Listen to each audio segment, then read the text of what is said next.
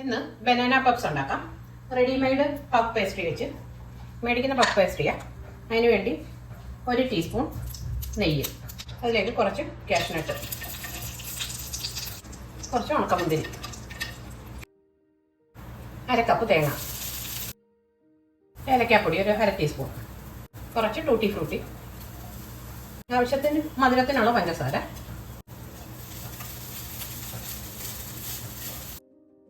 ഇതിലേക്ക് 1 ഏത്തക്ക അരിഞ്ഞതിടാം. അതൊന്ന് വഴറ്റിയെടുക്കാം. ഒത്തിരി മൂക്കണ്ട, ഇത് ഒന്ന് വഴന്ന് വരുമ്പോൾ ഓഫാക്കാം. ഇത് പഫ് പേസ്ട്രി മേടിച്ചതാണ്.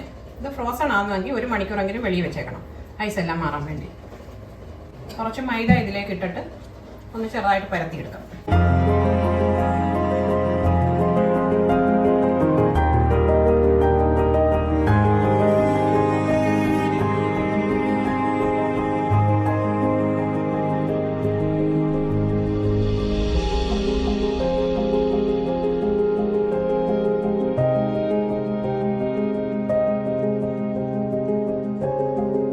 രണ്ടായിട്ട് ഇത് കട്ട് ചെയ്തെടുക്കാം.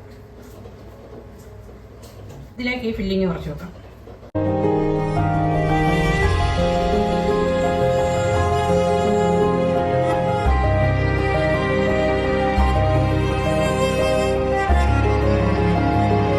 ഇത് ഒരു മുട്ടയുടെ മഞ്ഞ അടിച്ചെടുത്തതാണ്. ഇത് ഇതിൻ്റെ സൈഡിലൊക്കെ ഒന്ന് തേക്കാം.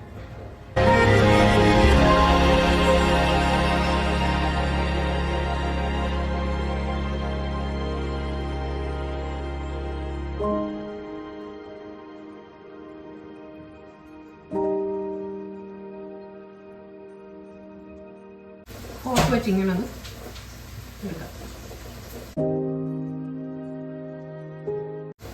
ഇതൊരു ട്രേയിൽ ബട്ടർ പേപ്പർ വെച്ചതാണ്, ഇതിലേക്ക് വെക്കാം. ഇതെല്ലാം ഇങ്ങനെ ഉണ്ടാക്കി ഇതിലേക്ക് ഈ മുട്ടയുടെ മഞ്ഞ ഇതടിച്ചത് തൂത്ത് കൊടുക്കാം.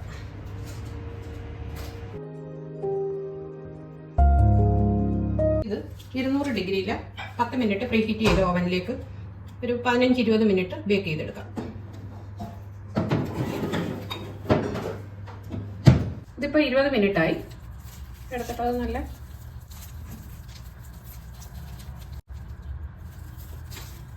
ഇത് എയർ ഫ്രയറിൽ വെച്ച് ഉണ്ടാക്കിയതാണ് എഗ് പപ്സ്.